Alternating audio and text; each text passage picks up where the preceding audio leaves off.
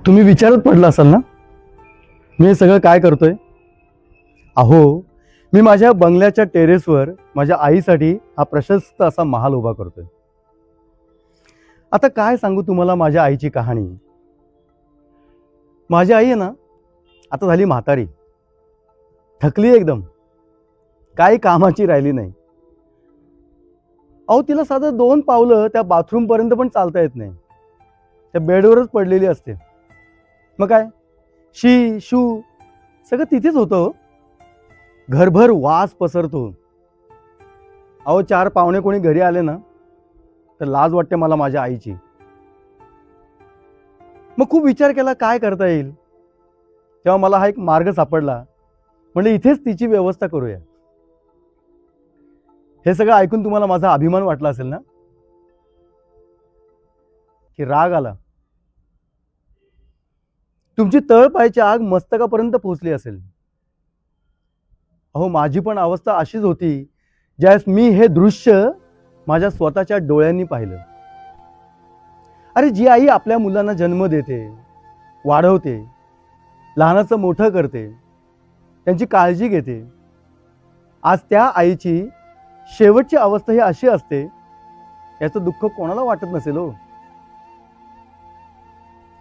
ही भूमी प्रभू रामचंद्रांची, ज्या श्रीरामानं आपल्या वडिलांना दिलेलं वचन पाळण्यासाठी वनवास भोगला. श्रावण बाळ आपले वृद्ध अंध आई वडिलांना काशी यात्रा घडवावी यासाठी कावडीत बसवून शेवटच्या श्वासापर्यंत त्यांनी प्रयत्न केले.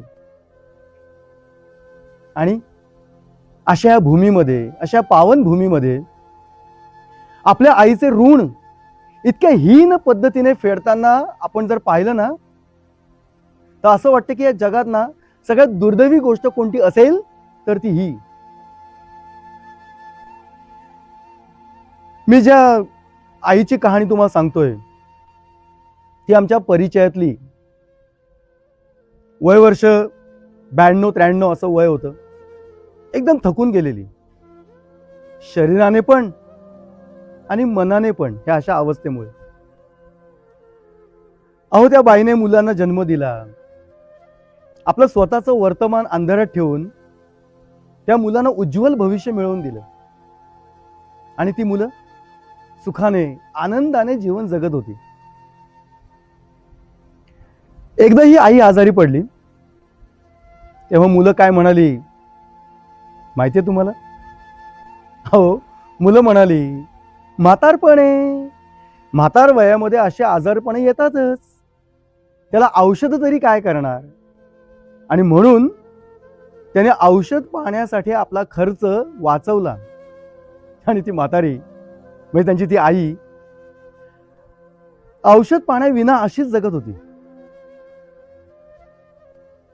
बरेच दिवस गेले आणि मग ती आई खूप आजारी झाली. ही बातमी आम्हाला पण समजली आणि मी माझ्या पत्नीला घेऊन तिला बघायला गेलो. आणि पाहिलं तर काय, ह्या अशा राजवाड्यामध्ये ती पहुडली होती हो. वर सूर्य आग ओकतोय, खालून ही धरणी माता तापलेली आहे. अहो, आपण 2 क्षण इथे थांबू शकत नाही, घामाच्या धारा लागतात. आणि अशा या अवस्थेमध्ये त्यांची ती आई त्या फाटक्या चादरीवर लोळत पडली होती, अर्ध नग्न अवस्थेमध्ये. विचार करा, त्या माऊलीला किती वेदना होत असतील. ती पडल्या पडल्या विचार करत असेल की एवढा मोठा माझा भरलेला प्रपंच, एवढे नातेवाईक, पण या सगळ्यांपासून मी शरीराने आणि मनाने दूर फेकली गेली आहे. कदाचित ती असाही विचार करत असेल, अरे, ज्या लेकरांना मी जन्म दिला, ज्यांच्या जीवनामध्ये मी कायम सुखाची सावली झाले, ती हीच मुलं आहेत का? हे सगळं पाहिलं आणि आमचं काळीज पिळवटून गेलं. अहो, आपल्या माऊलीसाठी अशा प्रकारचं घर बांधताना त्या लेकरांचे हात का थरथर कापले नसतील? आपली आई एवढ्या कडक उन्हामध्ये अन्न पाण्याशिवाय इथे जगते आहे, तडफडते आहे. असं असताना त्या मुलांना अन्न कसं गोड लागलं असेल?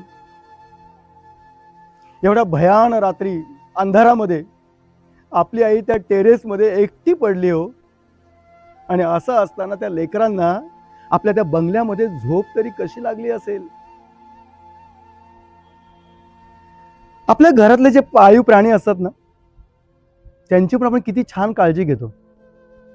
पण ही तुमची जन्मदात्री होती ना, ही तुमची माऊली होती ना, तुम्ही असं वागलात. मित्रांनो, एक गोष्ट लक्षात ठेवा, जेव्हा मुलं मोठी होतात, काहीतरी कर्तृत्व करतात, यशस्वी होतात, तेव्हा प्रत्येक आई वडिलांना ना प्रचंड आनंद होतो. आणि तीच मुलं जेव्हा आपल्या आई वडिलांची त्यांच्या म्हातारपणात काळजी घेतात, त्यांची सेवा करतात, दिवसातले काही क्षण त्यांच्या सोबत बसून त्यांच्याशी गप्पा करतात, तेव्हा आई वडिलांना जो प्रचंड आनंद होतो ना, त्या आनंदापुढे तुमचा बँक बॅलन्स, तुमची संपत्ती, तुमची शेतजमीन, या गोष्टीला काही किंमत राहत नाही, कवडी मोल आहे. तुमची आई तुमच्याशी असं कधी वागली होती का हो लहानपणी? मग तुम्ही असं का वागता? एक लक्षात घ्या मित्रांनो, स्वामी तिन्ही जगाचा, आई विना भिकारी. तुम्ही कितीही कमवा, कितीही यशस्वी व्हा, पण जर तुम्ही आईची सेवा नाही केली ना, तर त्याला काही जीवनाला अर्थ उरत नाही.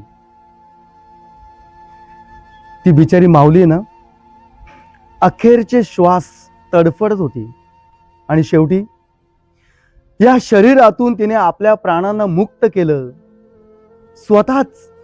स्वतःला या त्रासातून मोकळं करून घेतलं आणि आपल्या मुलांना पण जाता जाता ती सुखी करून गेली, त्यांची चिंता कायमची मिटवून गेली.